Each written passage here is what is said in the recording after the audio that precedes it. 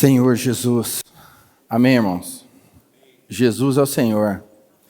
Eu farei apenas um compartilhar breve dentro daquilo que nós ouvimos ontem e que nós temos visto sobre a questão do batismo.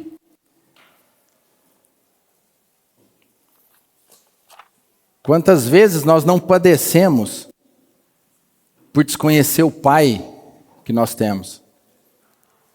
Uma vida miserável, sendo vencido pelo mundo, sendo vencido pelo pecado, sendo vencido pela carne, sabendo que tem o Pai que tem, sabendo a posição da qual o Senhor já nos colocou, por falta de conhecimento, por falta de clareza, por falta de revelação da palavra de Deus.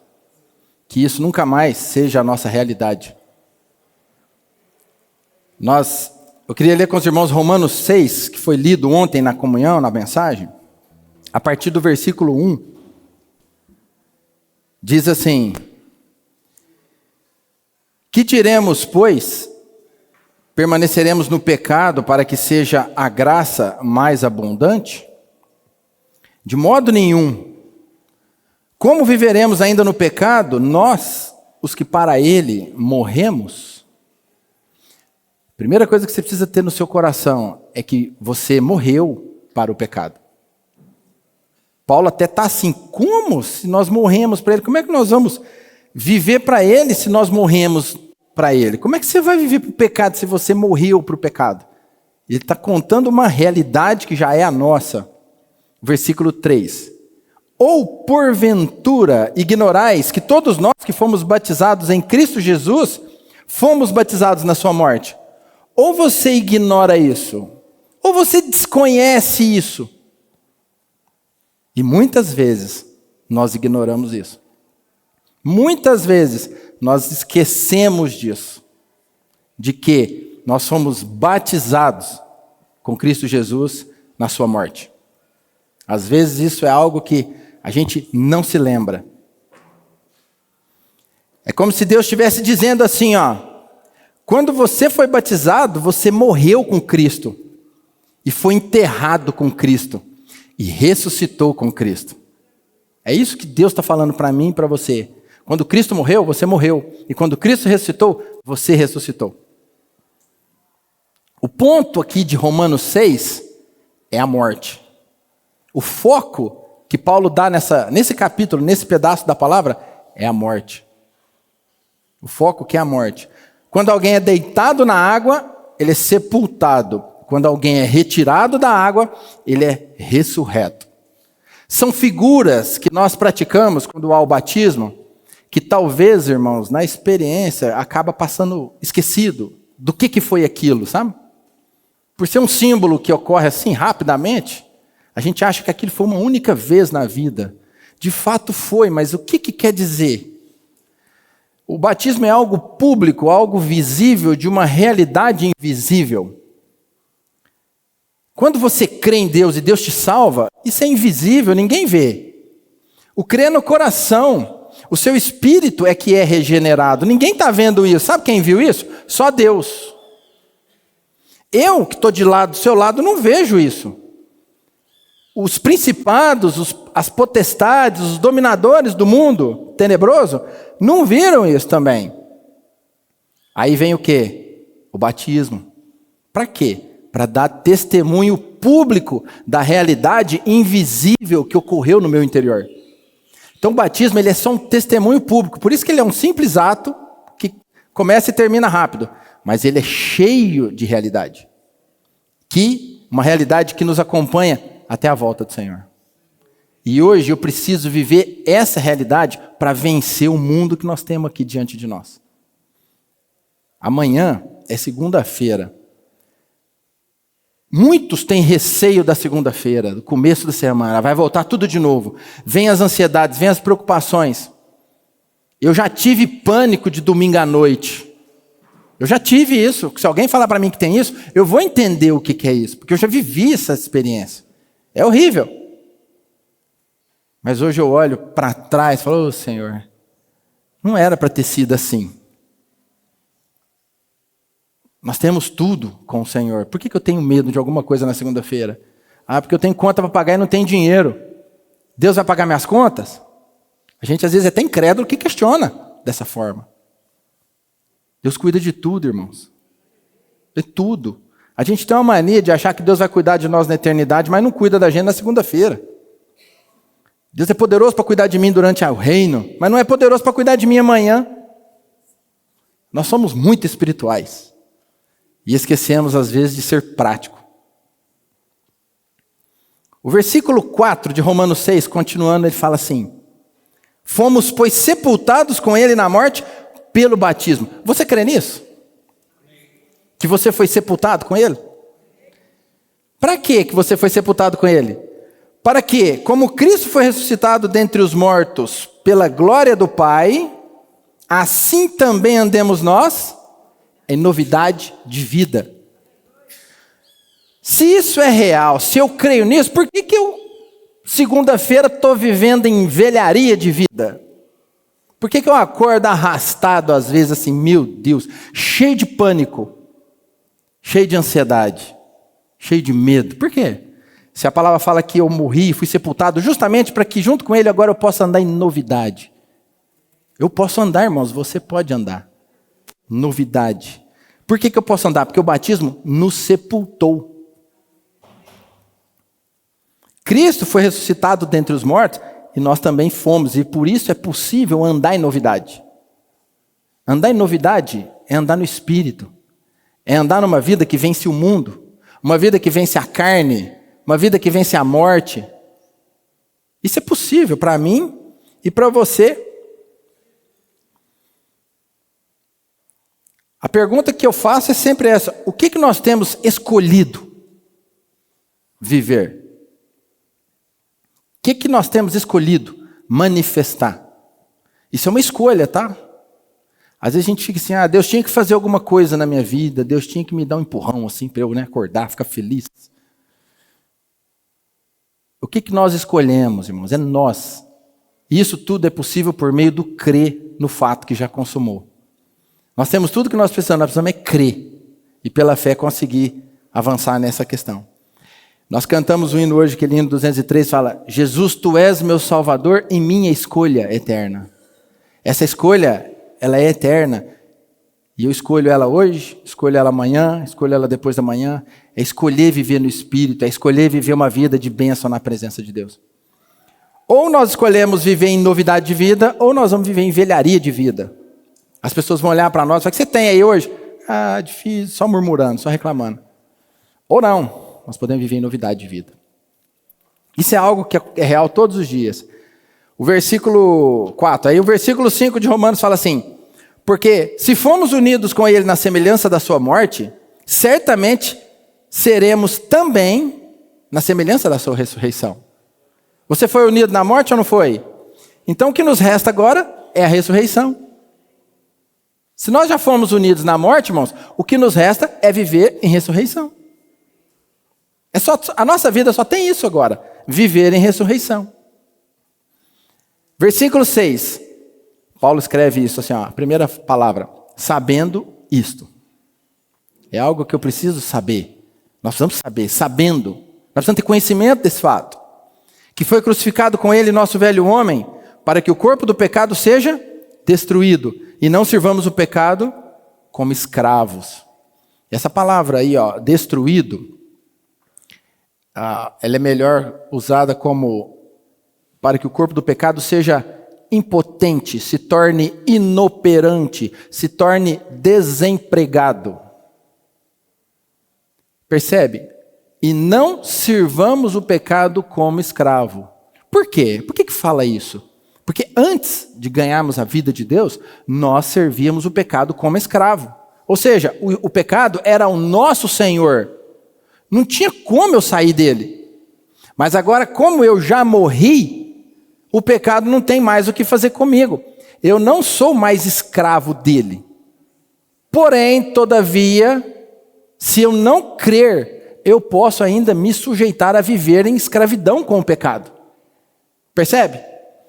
Paulo fala: e não sirvamos ao pecado como escravo. Isso mostra que ainda podemos servi-lo. Não como escravo. Mas nós podemos acabar servindo o pecado.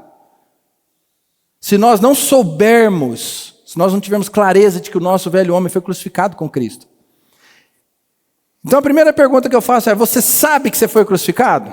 Sei. Nós cremos e nós sabemos.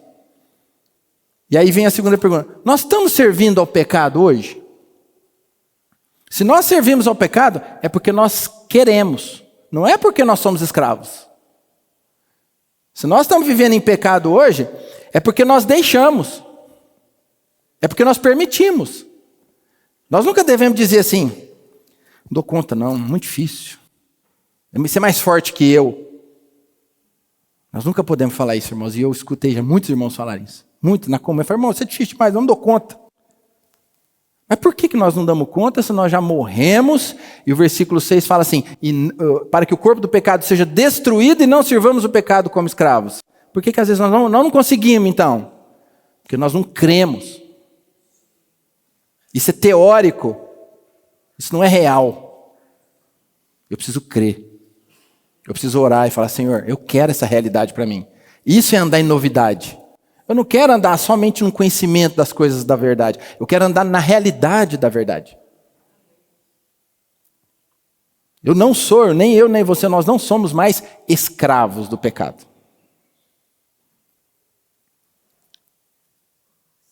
Aí ele fala assim, no 7, porquanto quem morreu, justificado está do pecado. Eu me lembro de uma frase que eu vi na conferência, uma vez há muitos anos atrás: quem não morreu, se justifica. Mas quem morreu, já está justificado. Quando a gente fica se justificando demais, é porque a gente ainda está muito vivo. Não, irmão, já morreu, estou justificado do pecado. Se eu já morri com ele, eu vou viver com ele. É o que fala no versículo 8. Olha, se já morremos com Cristo, cremos também que com ele viveremos. Só nos resta agora, irmãos, a vida de ressurreição, porque a morte, Cristo já operou. Para nós só resta agora a vida de ressurreição.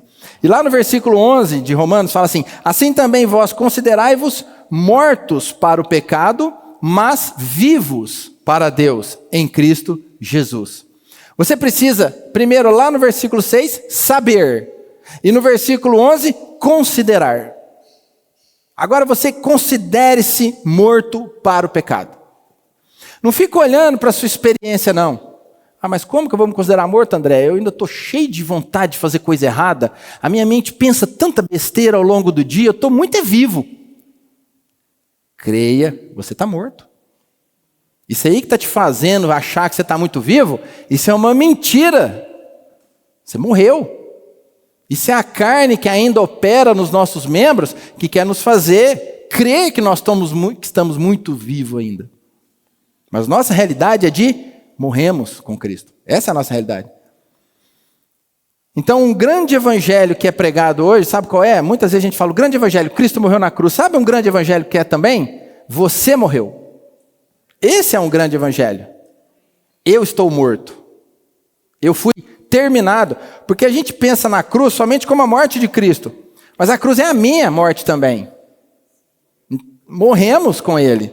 Então, um grande evangelho, você morreu.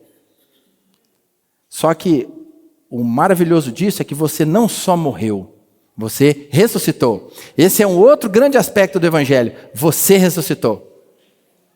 Então, irmãos, eu creio que eu fui terminado, mas eu creio que eu estou em ressurreição hoje. Por isso que é possível viver tudo aquilo que a gente tem ouvido na palavra de Deus. O que nos falta é crer.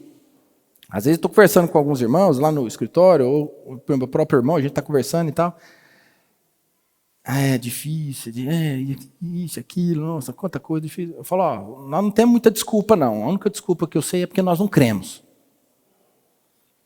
Nós não cremos. Se nós estamos vivendo em angústia, se nós estamos vivendo em ansiedade, é porque nós não estamos crendo. Hebreus não passa a mão na nossa cabeça. Hebreus fala assim: que temos, porém, ainda um descanso. E Hebreus fala assim: os que creram entraram no descanso. E por que eu não estou no descanso? É porque eu não estou crendo. Ah, é porque eu preciso fazer isso, é porque eu preciso fazer... Não, mas eu preciso crer. Deus já fez tudo que Ele precisava fazer e que tinha que fazer. Eu preciso crer. Quem crer, descansa. Ah, André, não dou conta de crer. Vai para o seu quarto, fecha a porta, dobra os seus joelhos e fala isso para Deus. Fala: Senhor, não dou conta de crer. Depois você me conta o que aconteceu. Mas faça isso. Fala para o Senhor que você não dá conta de crer. Não dou conta de tocar no Senhor, Pai. Não dou conta de descansar. Não dou conta de crer. Faz isso. Não faz isso andando de carro, não. Trabalhando, não. Faça assim. Para tudo. Pega um momento, você e Deus, e ora e fala para Ele: Senhor, não dou conta de crer. Depois você me conta que resultado que saiu disso aí.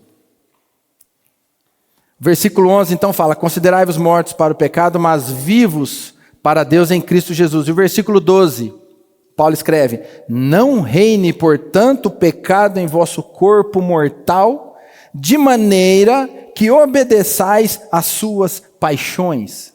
Mas como que Paulo escreve isso aqui no versículo 12? Se no versículo 6 ele fala assim que foi morto o nosso velho homem para que o corpo seja destruído. Como é que, se eu estou destruído, liberto, como é que agora ele vem falar assim: não reine, portanto, o pecado em vosso corpo mortal? Percebe, irmãos? Que por um lado está feito, tudo que Cristo fez já está cumprido, nós já fomos mortos e crucificados com o Senhor, já vivemos em ressurreição, mas por outro lado, se nós não vivermos crendo nisso, o pecado pode reinar em nosso corpo mortal. Você percebe? Reinar, hein? Olha que palavra forte. Não reine, portanto, o pecado no vosso corpo mortal.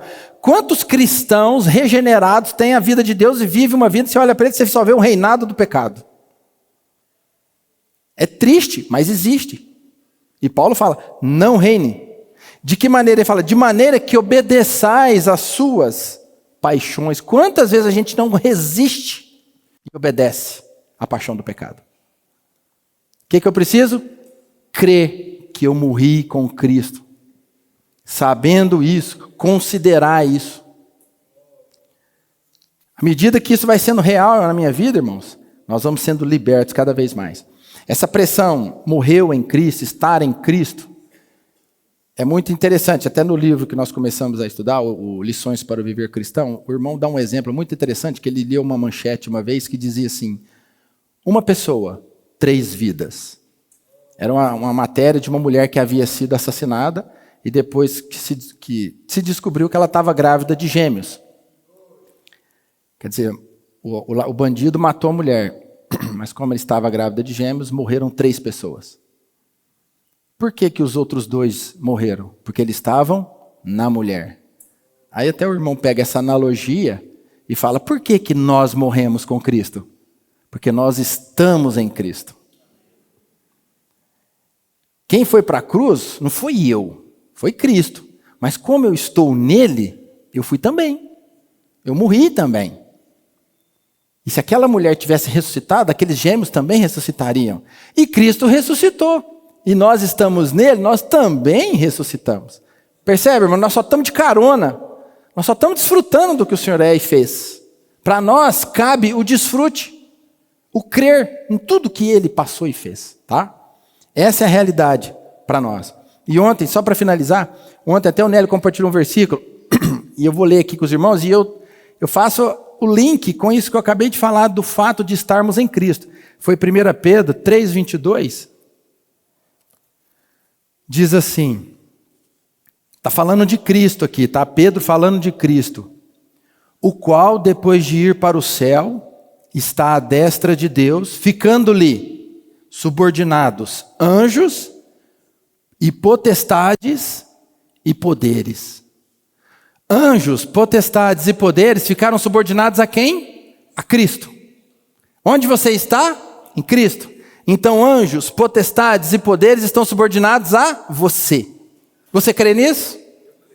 Eu creio. Você crê nisso, irmãos? Então nós não podemos ser vencidos mais pelo pecado. Isso é uma questão de crer na posição que você está.